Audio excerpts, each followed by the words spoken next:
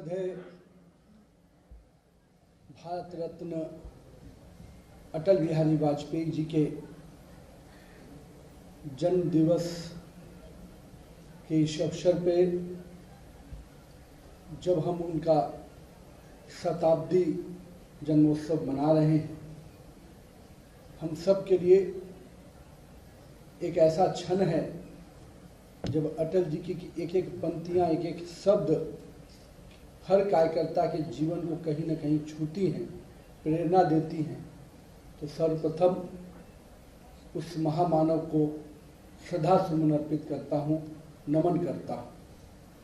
हमारे बीच में उपस्थित भारतीय जनता पार्टी दिल्ली प्रदेश के ऐसे यशस्वी अध्यक्ष जिन्होंने इस दिल्ली प्रदेश को अराजकतावादी सरकार से, फर्जीवादी सरकार से बाहर निकाला, मुक्त कराया, वैसे अपने अध्यक्ष वीरेंद्र सचदेवा जी, मेरी बहन सुषमा स्वराज जी को हम लोगों ने भी कई अवसरों पर दूर से ही सुना है। जब मैं राजनीति में आया तो मुझे भी उनका आशीर्वाद कई क्षण क्षण मिला। आज वो हमारे बीच में नहीं रही हैं, लेकिन जिस प्रकार से बहन सरस्वती के रूप में जिस प्रकार से शब्दों का प्रयोग करती हैं, उनकी यादें तो निश्चित रूप से सामने ले आती हैं। जैसे अपनी बहन लाडली स्वराज जी, अपने भाई युवा विधायक नीरज सक्सेना जी, बसैया जी, अपने जिला अध्यक्ष रविंद्र चौधरी जी, पूर्व जिला अध्यक्ष जी, मंच में उपस्थित अपने सभी पार्षदगण, मंडल अध्यक्षगण, यहाँ पर उपस्थित इस कस्तूरबा नगर के सभी अपने पार्टी के वरिष्ठ कार्यकर्तागण, हम लोग आज श्रद्धेय अटल जी के संस्मरणों को याद करने के लिए यहाँ उपस्थित हुए हैं। और मैं जब अभी प्रदर्शनी देख रहा था और साथ ही साथ अभी केंद्रीय कार्यालय में भी प्रदर्शनी का उद्घाटन हुआ, तो मुझे लगा कि आज की पीढ़ी अगर ये पूरा प्रदर्शनी देख ले, पढ़ ले, तभी अटल जी को वो कहीं न कहीं समझ लेगी। और अभी ठीक कहा हमारे प्रदेश अध्यक्ष जी ने कि जिस शख्सियत ने अपने जीवन के कालखंड में ऐसी हजारों उदाहरणें पेश की हैं जो हमेशा नई पीढ़ी को प्रेरणा देगा, तो मैं तो मानता हूं कि उनका व्यक्तित्व, आज मैं एक व्हाट्सएप देख रहा था तो उस दौरान एक व्यक्ति ने लिखा कि अटल जी का व्यक्तित्व पूरी तरह से विचार है और उनका जीवन भारतीय संस्कार है। मुझे लगा कि शायद ये दो शब्द बहुत कुछ अटल जी के जीवन के बारे में कहता है। जिस शख्सियत ने, मैं मानता हूं कि कवि के रूप में उनकी चर्चाएं, उनके अनगिनत गीत लोगों के जहन में जरूर रहे, पर वो एक वाक्पटुता के साथ साथ बहुत ही स्पष्ट रूप से अपनी विषयों को रखते थे। कभी कटाक्ष भी लोगों को कह सकते हैं, लेकिन स्पष्टता में कमी नहीं आती थी। और मैं ये मानता हूं कि जब विपक्ष के साथी भी जहां उनके व्यवहार के कायल थे, पर वो विपक्ष के साथियों को भी कहीं कोई कमी नहीं छोड़ते थे उनको स्पष्ट जानकारी देने में कि उनकी कमियां क्या हैं। जब उनकी सरकार एक वोट के लिए गिर रही थी, उस दिन का संसद का जो सत्र का वो भाषण शायद ही किसी कार्यकर्ताओं ने नहीं सुना हो। हम लोग भी जब राजनीति में आए तो वो संसद का वो भाषण निश्चित रूप से लग ही नहीं रहा था कि एक व्यक्ति अपने राजनीतिक जीवन का वो सर्वोच्च पद छोड़ रहा है, उसमें एक अंदर से एक छोटी सी भी कसक है, एक फक्र का बोध हो रहा था उनके भाषण में।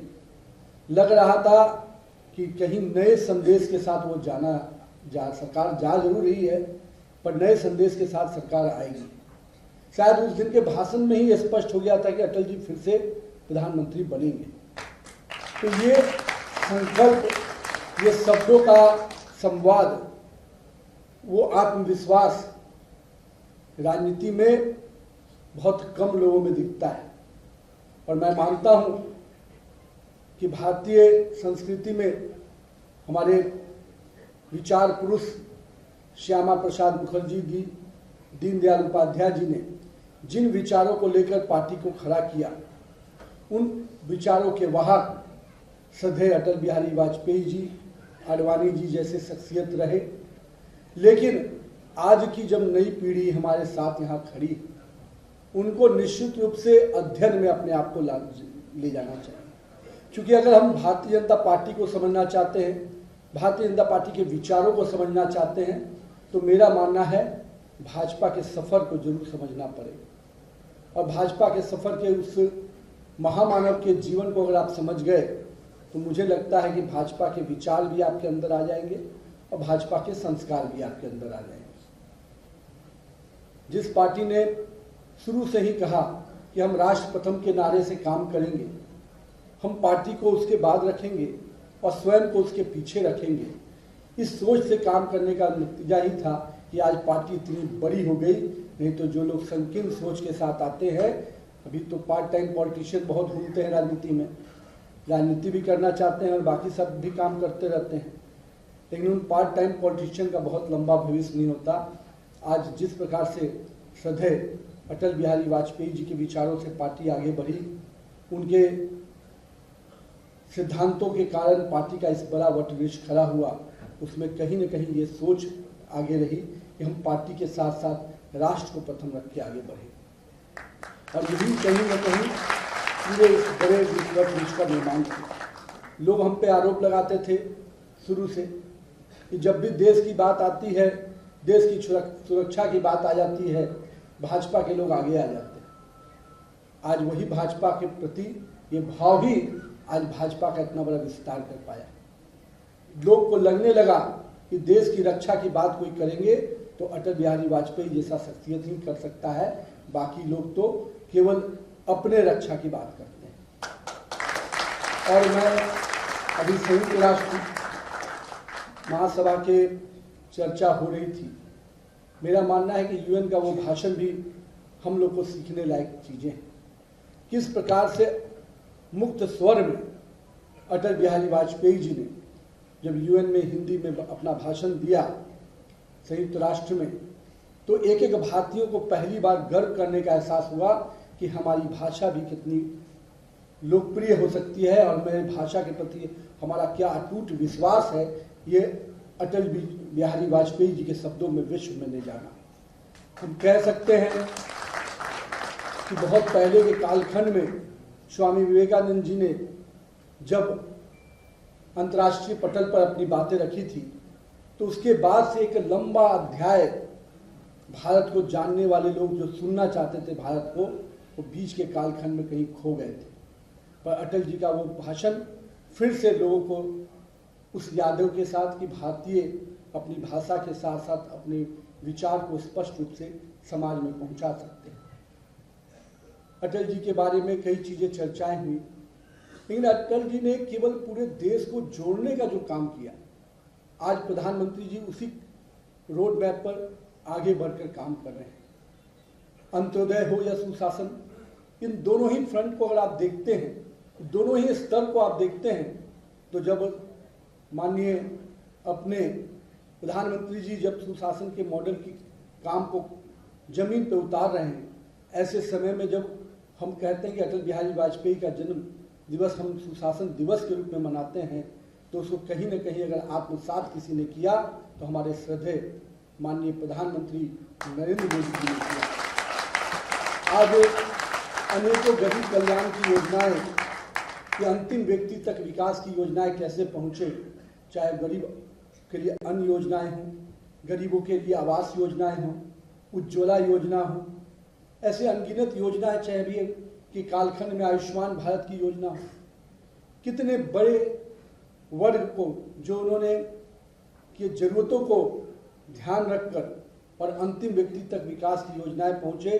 गरीब की जो रियल परिभाषा हो सकती है, जिस परिभाषा को अब तक लोगों ने केवल गरीबी दूर करने की बात की थी, हमारे श्रद्धेय प्रधानमंत्री नरेंद्र मोदी जी ने गरीबों को मुख्य धारा में लाकर उनके विकास को आगे बढ़ाया और अंतिम व्यक्ति के विकास की योजनाओं को सामने रखकर आगे किया।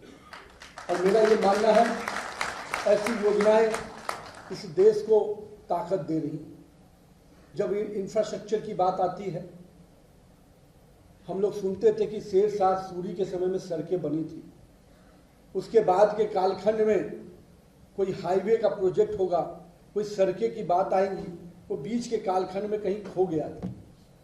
लेकिन हमको आज याद है, सब लोग के ध्यान में, चाहे वो प्रधानमंत्री ग्राम सड़क योजना हो या गोल्डन कॉरिडोर के माध्यम से जो पूरी तरह से east west north south corridor बनाया गया, ये अपने आप में सड़क के इंफ्रास्ट्रक्चर में एक बड़ा कीर्तिमान था। आज माननीय प्रधानमंत्री जी या हमारे नेता नितिन गडकरी जी, इन लोग लगातार देश के इंफ्रास्ट्रक्चर को मजबूत कर रहे हैं। तो हम कह सकते हैं कि अटल जी के सपनों का भारत अगर कोई बना रहा है तो भाजपा का ही एक कार्यकर्ता श्री नरेंद्र मोदी जी उसको आगे बढ़ा रहे हैं। अभी हमारी वक्ता सब लोग जिक्र कर रहे थे कारगिल का। मुझे याद है, मैं कारगिल का जब युद्ध चल रहा था तो हम लोग उस समय दिल्ली में +2 कर रहे थे और मुझे पंजाब नेशनल बैंक की तरफ से ब्लड डोनेशन कैंप हो रहा था।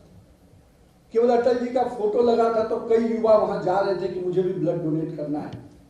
ये एक नेतृत्व के प्रति आस्था थी। लोग अटल जी से मिले नहीं होंगे, अटल जी के बारे में केवल जानते थे। उनको लगा कि नहीं, अटल जी ने कारगिल के युद्ध में शंखनाद हुआ है और हमको आगे बढ़कर अपना भी योगदान देना है। जिस प्रकार से अभी हमारे अध्यक्ष जी बता रहे थे कि सैनिकों के लिए कोई खड़ा होने की बात आई, मुझे याद है मैं 62 के शहीदों को नमन करने के लिए 2012 में गुवाहाटी से तवांग की यात्रा की थी। और जब मैं तवांग गया और सैनिकों के बारे में जाना तो उस समय तत्कालीन सरकार ने क्या क्या किया था, उस व्यथा को सैनिकों ने मुझे बताया था। मैं युवा मोर्चा के राष्ट्रीय महामंत्री होने के नाते उस यात्रा को लेके गया था। कैसे पीड़ा थी हमारे सैनिकों के मन में कि हमारे लिए कोई रक्षा के उपकरण हमें नहीं दिए गए थे, हमें सीमाओं पर भेज दिया गया था, कोई पीछे से पूछने वाला नहीं था। इस बात को भी याद करने की आवश्यकता है। लेकिन जब कारगिल के युद्ध की बात आई तो आपने देखा कि कैसे अटल बिहारी वाजपेयी खुद उस सेना का मनोबल बढ़ाने के लिए खुद पहुंच जाते हैं। और हमारे आज श्रद्धेय नरेंद्र मोदी जी, हमारे नेता, जिस प्रकार से अपनी दिवाली भी उन सैनिकों के साथ मनाते हैं, ये दिखाता है कि भाजपा, उसके विचारों के कार्यकर्ता किस प्रकार से भारतीय सेना के साथ सम्मान में खड़े हैं। अभी तथाकथित कुछ नेता घूम रहे हैं देश में जो अपने उसी विचार के साथ घूम रहे हैं, आज भी सेना का अपमान करने में कोई कमी नहीं छोड़ते हैं। लेकिन आज भी हमें अपने नेता आदरणीय नरेंद्र मोदी जी पे गर्व होता है कि जो कारवां श्रद्धेय अटल बिहारी वाजपेयी जी ने बढ़ाया कि हम दोस्ती तो करना चाहते हैं पर समझौता करेंगे, लेकिन अपने देश की सुरक्षा से नहीं करेंगे, अपने देश के नागरिकों को लेकर सुरक्षा नहीं, समझौता नहीं। दोस्ती का हाथ हम लोगों ने उस समय भी बढ़ाया था जब लाहौर बस से सफर करने हमारे श्रद्धेय अटल बिहारी वाजपेयी जी गए। लेकिन आपको ध्यान में होगा, लेकिन जब कारगिल का बात आया तो अटल जी के शब्दों में वही कड़ाई थी जो एक सैनिक के दिल में पत्थर रखकर जैसे काम करना होता है, एक सैनिक के रूप में। कहते हैं कवि और सैनिक थोड़ा अलग अलग सोच के व्यक्ति होते हैं, पर मैं मानता हूं अटल जी के अंदर दोनों ही कलाएं बहुत स्पष्ट थी। देश के प्रति कठोर फैसले का लेने का तारतम्य भी था और एक कवि के रूप में लोगों को जोड़ने का भी था। मैं इसलिए इस बात को आज कह रहा हूं, ये सारी बातें आपके अंदर भी रहती हैं, ये सारे शब्द आपके अंदर भी हैं। मैं बस यही चाहता हूं कि आज की पीढ़ी इन चीज़ों को समझे। अटल जी कोई एक दिन में नहीं बने होंगे। अटल जी को विचारों ने लगातार उन विचारों के साथ काम किया तो अटल बिहारी वाजपेयी जैसा शख्सियत बना। नरेंद्र मोदी जी आज हम कह सकते हैं कि तपस्वी के रूप में इस देश की सेवा कर रहे हैं। आज तो लोग राजनीति में एक बार आते हैं, कुछ ही दिन में सफलता मिलती है तो कहते हैं मेरा बहुत काम कर लिया मैंने तो बहुत कुछ पा लिया, मैंने बहुत कुछ कर लिया। पर एक शख्स ऐसा अभी भी है जो पिछले 11 वर्षों से मैं कह सकता हूं कि गुजरात के बाद इस देश को 11-12 वर्षों से लगातार प्रधानमंत्री के रूप में, एक प्रधान सेवक के रूप में काम कर रहा है। पर आज भी इस देश की सेवा करने के प्रति पहले दिन जो ललक होती है वही ललक आज भी प्रधानमंत्री की है। इसलिए हम सब आज यहाँ पर अपने श्रद्धेय अटल बिहारी वाजपेयी जी के उन सपनों को साकार होते हुए देख रहे हैं। हम कह सकते हैं चाहे वो कश्मीर की 370 धारा समाप्ति का विषय हो, चाहे वो राम मंदिर के अयोध्या में भव्य राम मंदिर के निर्माण का विषय हो, अटल जी ने जो संघर्ष किए, कहते हैं ना संकल्प उस सिद्धि तक पहुंचाने का। हमारे हजारों लाखों कार्यकर्ताओं ने जो जनसंघ कालखंड से अपने विचारों के लिए संघर्ष किया, कुर्बानी दी, उनके कुर्बानी को, उनके संघर्ष को अगर आज मुकाम तक पहुंचाने का काम कर रहे हैं तो हमारे नेता नरेंद्र मोदी जी कर रहे हैं। और मैं आज के युवा पीढ़ी से भी ये कहूंगा कि अटल जी को अगर आत्मसात करना है तो हम सबको अपने अपने जीवन कालखंड में संघर्ष को अपनाना हो। कहते हैं ना जिसके जीवन में संघर्ष नहीं आया उसके लिए मुकाम भी बड़ा नहीं होता। और राजनीति में तो मैं मानता हूं कि लोगों को शॉर्टकट से बचना चाहिए। अटल जी अगर शॉर्टकट अपनाते तो कई बार इस्तीफा देने का मौका उनको नहीं मिलता। तो देश के इस सर्वोच्च स्थान पर भी पहुंचकर हमेशा देश के लिए आगे सोचना, अपने लिए पीछे सोचना, वो भाव रहा तभी वो इतना बड़ा शख्सियत बन पाए। हम आज के पीढ़ी से यही कहेंगे, हम आप आज राजनीति के आए हैं, पर हम सबको राजनीति में अगर आगे बढ़ना है तो अटल जी के सपनों के भारत को अगर और आगे बढ़ाना है तो हम सबको अपने अपने हिस्से का भी संघर्ष करना होगा। अपने अपने हिस्से के लिए भी पार्टी को जहां तक हम लोग के पूर्वजों ने लाया है, अगर 2047 में विकसित भारत बनाने का सपना नरेंद्र मोदी जी ने देखा है तो उसके लिए कर्म करना हम सबको पड़ेगा। 2047 का भारत हम कैसा चाहते हैं, उस सपने को या अटल बिहारी वाजपेयी के सपनों का भारत बनाना चाहते हैं तो उस भारत के लिए हमें भी अटल बिहारी वाजपेयी और नरेंद्र मोदी जी से तपस्या करके आगे बढ़ना है। हम लोग आज यहाँ पर कई चीजें देखते हैं, नारी शक्ति को जिस प्रकार से सम्मान हमारे नेता नरेंद्र मोदी जी दे रहे हैं, पर उस सब सम्मान को आगे बढ़ाने का, उनको प्रतिनिधित्व देने का और उनका सम्मान हर चीज में आगे बढ़ाने का काम हम सबका है। और हमें भी आगे दिल्ली को हम लोगों ने कई खराब कालखंड में भी देखा है, जब दिल्ली में कई ऐसी चीजें होती थी जिसके कारण पूरा दिल्ली शर्मसार होता था। आज पूरे देश में माननीय प्रधानमंत्री जी ने जो कड़े कानून बनाए, महिलाओं का सम्मान बढ़ा और महिलाओं का अधिकार भी बढ़ा। इसलिए हम कहेंगे कि आज हम सबको अटल जी के विषय को लेकर जो उन्होंने कहा था कि हम तब तक नहीं रुकेंगे जब तक हम अपने संघर्ष को आगे बढ़ाते हुए, उनकी एक कविता जो है, अंधेरा छटेगा कमल खिलेगा, तो भाजपा का स्वर्णिम युग अभी नहीं आया है, हम सबको भी संघर्ष करना है और भाजपा के स्वर्णिम युग को लाना है। तो हम सबको बहुत ही परिश्रम करके इस भाजपा को आगे बढ़ाना है।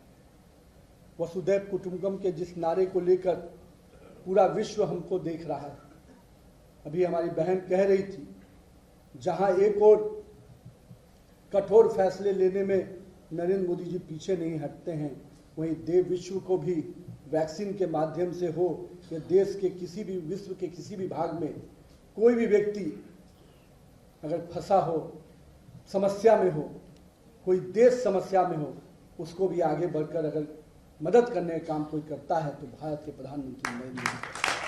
तो हम सबको अपने भारत को आगे बढ़ाने के लिए अटल जी की जो दृढ़ इच्छा शक्ति रही है, उस इच्छा शक्ति को हम लोग भी आत्मसात करके आगे बढ़ें।